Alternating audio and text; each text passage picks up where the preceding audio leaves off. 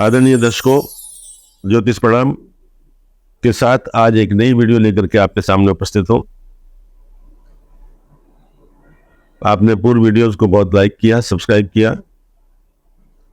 बस ये कि बेल आइकन को दबा दें और बॉक्स में जाके जब आप कमेंट्स लिखें तो ये अवश्य लिखा करें किस शहर से आप हैं, जिससे मुझे पता लग जाए कि आप कहाँ से बोल रहे हैं और मेरे वीडियोज या मेरे विचार कहाँ तक पहुंच रहे हैं, उन सब का हित साधन हो सके। ये मेरी मंगल कामना है। इस माह के मध्य में 16 अगस्त 2024 से सूर्य सिंह राशि में प्रवेश कर रहे हैं। यह उनकी अपनी राशि है और दूसरे त्रिकोण में यानी मध्य त्रिकोण में आती है।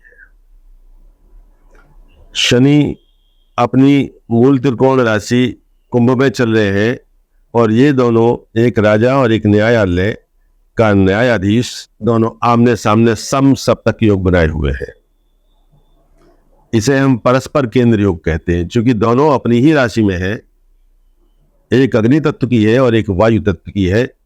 तो आग तो भड़केगी और कहां कहां भड़केगी ये बात अलग है। राजनीतिक क्षेत्र हो सकता है, आर्थिक हो सकता है, धार्मिक हो सकता है, सामाजिक हो सकता है, मार्केट हो सकती है, प्रकृति के कहीं सौंदर्य असौंदर्य रूप धारण कर ले, कहीं भूस्खलन हो जाए, कहीं ज्वालामुखी फट जाए, कहीं बिजली गिर जाए, ये सब होता रहेगा। यातायात के साधनों में बाधाएं आएंगी और हादसे होंगे।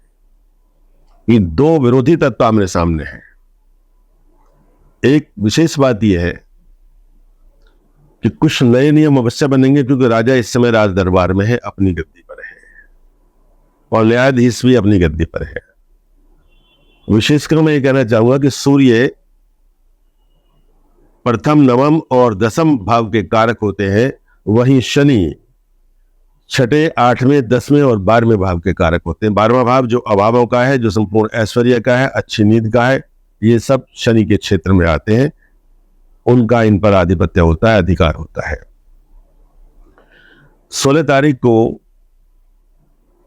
संध्या काल में 7:45 पर सूर्य मघा में प्रवेश करेंगे। यह पितरों का नक्षत्र है और यहां से सौर पंचक श्री गणेश करते हैं। ये दोनों राशि सिंह और कुंभ ऐसी राशि है कि ना तो इनमें कोई ग्रह उच्च होता है और ना ही कोई ग्रह नीच होता है। मैं अपनी तरफ से एक सूत्र कहना चाहता हूं, जब कोई व्यक्ति घर में होता है तो उसे थोड़ा प्रमाद होता है, वह एक्टिव कम होता है। कर लेंगे इस काम को, थोड़ी देर विश्राम कर लेते हैं, कुछ काम कर लेते हैं, कुछ आराम कर लेते हैं, कुछ और कर लेते हैं। इस तरह जब ये अपने घर में है दोनों शनि और सूर्य, तो इनमें प्रमाद बस कुछ कार्य विशेष और अति आवश्यक छूट जाएंगे, यह निश्चित मान के चलिए आप।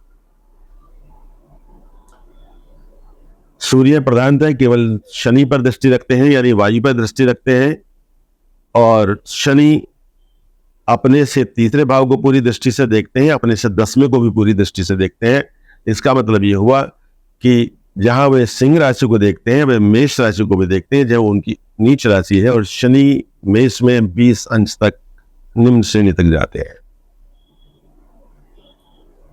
सूर्य मेष राशि से पंचम है, जो उनकी उच्च राशि है, जिसमें वो 10 अंश तक उच्च के होते हैं। तो इसका मतलब ये होगा कि मेष राशि वालों को जहां थोड़ा लाभ होगा वहीं थोड़ी हानि होगी। कोई नया काम भी करे तो सोच समझ के करें, उनको करना नहीं चाहिए। बिना परामर्श के कोई भी नया कार्य नहीं करें, अन्यथा हानि की संभावना अधिक होगी। धनु राशि वालों के लिए अवश्य लाभ हो जाएगा। उनके जो कुछ लक्ष्य हैं, जो कुछ संकल्प है, वे प्रतिज्ञा है, वे पूरी हो जाएंगी, उनकी इच्छा पूर्ति होगी, इसमें दो राय नहीं है। लेकिन वृष राशि वालों को सर्वाधिक लाभ इसमें होगा, क्योंकि शनि इसमें कारक होते हैं और वृष लगन से सूर्य 10म भाव में आते हैं, जहां के वे कारक होते हैं। तो इसलिए इन दोनों के लिए आपका कोई मकान का काम हो जाए, कोई प्रॉपर्टी का काम हो जाए, कोई कारोबार नया हो जाए, कहीं आपको अच्छी जगह जॉब मिल जाए, आपका प्रमोशन हो जाए, आपका ट्रांसफर बहुत अच्छी मनचाही जगह पर हो जाए, ये सब कुछ होगा। बड़प्पन में आपकी यश कीर्ति हो जाएगी, आपकी पगड़ी के पे चमक आ जाएगी, ये भी होगा। वहीं हम देखते हैं कि वृश्चिक राशि पर शनि की 10वीं दृष्टि होती है। अब एक तरह से तो यह होगा कि उनकी वो मित्र राशि नहीं है, लेकिन ऐसा नहीं है। 50% उनको भी लाभ होगा, क्योंकि वृश्चिक राशि जल तत्व की है और वायु से उनकी इतनी अधिक बनती नहीं है, लेकिन फिर भी पानी बिना वायु के जीवित नहीं रह सकता, बन नहीं सकता, उसका निर्माण, उसका सृजन संभव नहीं है। इसलिए वृश्चिक राशियों के लिए भी अच्छा होगा, लेकिन वहां से शनि चतुर्थ चले हैं, चतुर्थ में कोई भी गया हुआ ग्रह अच्छा लाभ नहीं देता है, इसलिए उनको थोड़ा बहुत शनि का स्तोत्र पढ़ना चाहिए। शनि के लिए व्रत कर सकते हैं, शनि के दर्शन कर सकते हैं, तेल दान कर सकते हैं, महीने में 2 महीने में एक बार छाया पात्र दान कर सकते हैं। अभी फिलहाल 1 महीने की हम बात कर रहे हैं, इसलिए वे एक बार छाया पात्र का दान कर दें तो उनके संकट, उनके कष्ट दूर हो जाएंगे, उनको आनंद आएगा और उनको लाभ होगा। कन्या राशि से ठीक संबंध शनि का है और सूर्य उनसे द्विद्वादश संबंध बनाते हैं। सूर्य चूंकि एक लग्न है, ये बात ध्यान रखनी चाहिए, इसलिए कन्या राशि की हानि नहीं होगी, उससे बेशक 12वें में है, हानि नहीं होगी, लेकिन हाँ, नेत्र ज्योति के कारक सूर्य है, तो उन्हें की आंख में कोई पीड़ा नहीं हो, ये अवश्य वे अपनी नींद पूरी करते रहे और अपनी आंखों को अच्छी किसी चिकित्सक से अवश्य दिखा ले, ऐसा उनके साथ हो सकता है, इसमें दो राय नहीं, लेकिन उनकी धन हानि नहीं होगी, यह निश्चित है।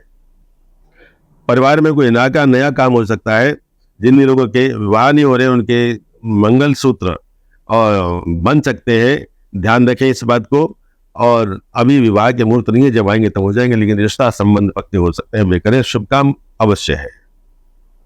नई गाड़ी आप ला सकते हैं, नया कारोबार आप कर सकते हैं, ये आपके लिए अच्छा है। कर्क राशि से चूंकि सूर्य दूसरे भाव में जाते हैं और शनि का षडाष्टक योग यहाँ पे बैठता है, तो षडाष्टक का अर्थ कभी भी यह नहीं होता कि हमेशा हानि होगी, ऐसा कुछ नहीं है। राजा है सूर्य और शनि न्यायाधीश है, तो ये मान लीजिएगा संसद में यानी राज दरबार में उठापटक तो होगी, कैंसलन होगी, गाली गुप्तार भी हो सकते हैं, छेड़छाड़ होगी, माहौल कई बार खराब हो जाएगा, राजनीतिक दल अपनी मर्यादा को भूल सकते हैं, इसमें दो राय नहीं है। शनि पश्चिम दिशा के स्वामी हैं और सूर्य पूर्व दिशा के स्वामी हैं, दोनों की विपरीत दिशा है, तो इन दोनों दिशाओं में अशांति का वातावरण होगा, उसे हम रोक नहीं सकते।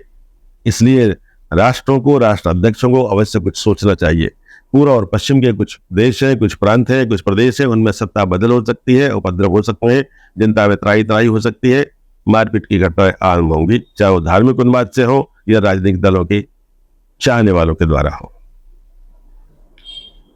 महिलाओं के लिए शनि और जो लेबर तबका है, जो छोटा वर्ग है, निम्न श्रेणी के जो लोग, उनके लिए शनि बहुत अच्छे हैं और राजा को चूंकि भरपूर समर्थन, भरपूर सलाम वहीं से मिलता है, प्रणाम वहीं से मिलता है, सम्मान वहीं से मिलता है, इसलिए वह श्रेणी ठीक रहेगी। लेकिन कहीं उद्योगों में हड़ताल हो सकती है, कहीं ताला बंद हो सकता है, कुछ लोग बंद कर सकते हैं, ये भी संभावना से हम इस संभावना को नकार नहीं सकते, इंकार नहीं किया जा सकता है। सूर्य अग्नि तत्व के स्वामी है और शनि वायु के मालिक है, इसलिए अग्निकांड, अग्निदाह अवश्य होंगे, ये भी ध्यान रहे कि सुर्खियों में कुछ चीजें आएंगी जिन्हें हम इग्नोर नहीं कर सकते।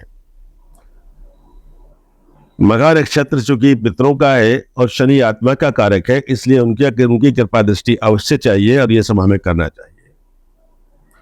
तुला राशि से शनि पंचम में जा रहे हैं, तो उनके ज्ञान में, उनकी शिक्षा में वृद्धि होगी, वे लोग अपने नए कॉलेज में, नए एडमिशन में जा सकते हैं, नई धारा में, नई शिरा में, नई स्ट्रीम पकड़ सकते हैं, जिनको जॉब चाहिए अचानक उनको लाभ हो सकता है, पैसे उनको मिल सकते हैं, अच्छी पोस्ट हो जा सकते हैं, ये ध्यान रहे। लेकिन वे होता यह है कि शनि सूर्य में थोड़ा सा फासला है, इसलिए संतान जो है वो या तो कहीं हॉस्टल में चली जाएगी या विदेश में पढ़ने चली जाएगी, इस बात का ध्यान रखें।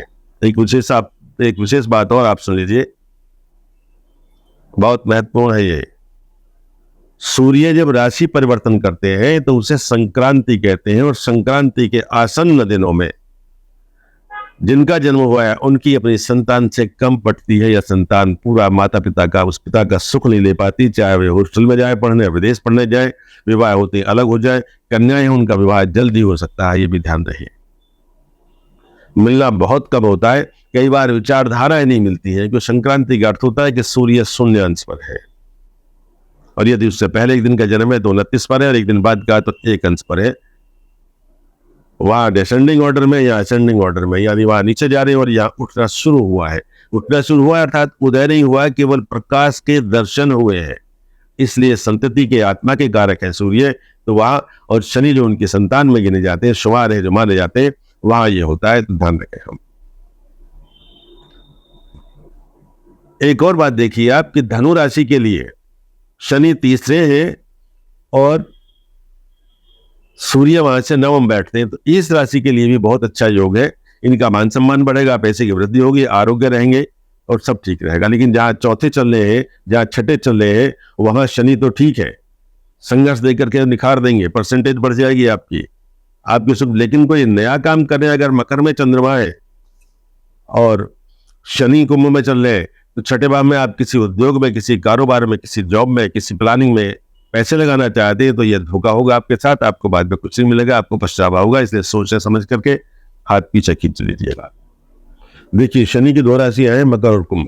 तो शनि की मकर राशि भी अपनी है, मकर से वो एक कदम आगे दूसरे यानी धन स्थान में, कुटुंब स्थान में चल रहे हैं। तो मकर के लिए शनि अच्छे हैं, मकर के लिए शनि खराब नहीं है। बहुत सारे नए काम उनके होंगे, बहुत खुशखबरी मिलेगी, घर में कोई मंगल कामना हो सकती है। लेकिन सूर्य से षडाष्टक योग बैठता है, षडाष्टक योग में सूर्य हमेशा हितैषी रहते हैं, काम करते हैं, उसमें कोई आपत्ति नहीं होती है, कहीं उनको शारीरिक प्रॉब्लम नहीं होगी, कहीं स्पाइनल कॉर्ड में या बैकबोन में या पैरों में, हड्डियों में कहीं चोट नहीं लगेगी और कहीं उनको दर्द नहीं होगा, कहीं उनको पीड़ा नहीं होगी, कोई तकलीफ नहीं होगी, किसी तरह का रोग नहीं होगा।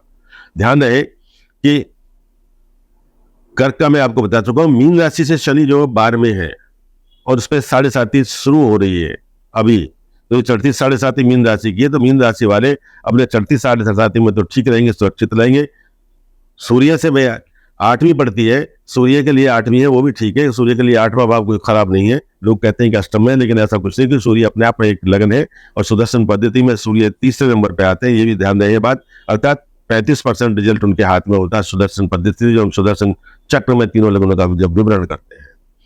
तो मीन राशि के लिए शनि जहां जितने अच्छे, क्योंकि मीन राशि में यह होता है कि जीव राशि गति शनि और शनि राशि गति जीव है। स्थान वृद्धो करी शनि, स्थान हानि करो जीव। यदि बृहस्पति की राशि में शनि होते हैं तो वृद्धि करते हैं, अब इसमें ये जाएंगे तो उसकी वृद्धि करेंगे, और जब बृहस्पति शनि की राशि में होते हैं तो हमेशा हानि करते हैं, ये अंतर है। तो इसलिए मीन राशि वालों के लिए अच्छा है, उनके लिए खराब नहीं है, कोई बात नहीं है। लेकिन मीन राशि वालों के लिए इतना है क्योंकि संतान पक्ष से वो थोड़ा सा कष्ट मिल सकता है, उनके लिए कारोबार या उनको नौकरी या उनका काम धंधा देर से चल सकता है, तो इसमें वो परेशान नहीं हो, उनके लिए ठीक हो जाएगा। ये छोटा सा परिचय मैंने आपको दिया है। संक्रांति पर दान पुण्य किया जाता है, ये अच्छी बात है, इससे ग्रह हम पर कृपा करने लगते हैं, इस बात को हमें ध्यान रखना चाहिए। इसमें हमें लाल चीजों का त्याग करना चाहिए, दान करना चाहिए। जो सूर्य की है और जो काले रंग की चीजें हैं, वे चूंकि बराबर मात्रा में शनि है और वो दोनों आमने सामने, सब तब तक 180 डिग्री का अंतर है दोनों में, एक सिरे पर वो है, दूसरे सिरे पर वो है, तो इसमें हमें शनि के लिए भी करना चाहिए।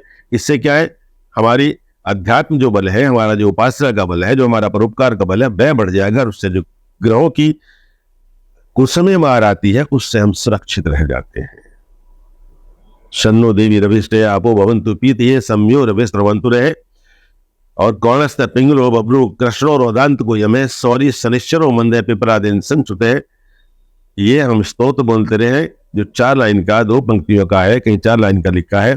इससे शनि हम पे कृपा करने लगते हैं, और शनि की कृपा का मतलब है ठहराव बहुत है, क्योंकि शनि एक राशि में 30 महीने रुकते हैं, इसलिए वो कृपा व आशीर्वाद लंबा हो जाएगा।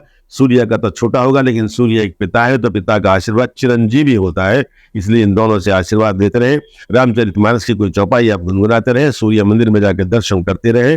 आप कृष्ण जी से और भोले से शनि का संबंध है, तो आप शिवालय में जाएं, कृष्ण जी के दर्शन करें, तो आपके कष्ट नहीं आएंगे, आपके जीवन जो है वो निष्कंटक होगा, निर्बाध होगा, इसमें 2 राय नहीं है। श्री हरि शरण।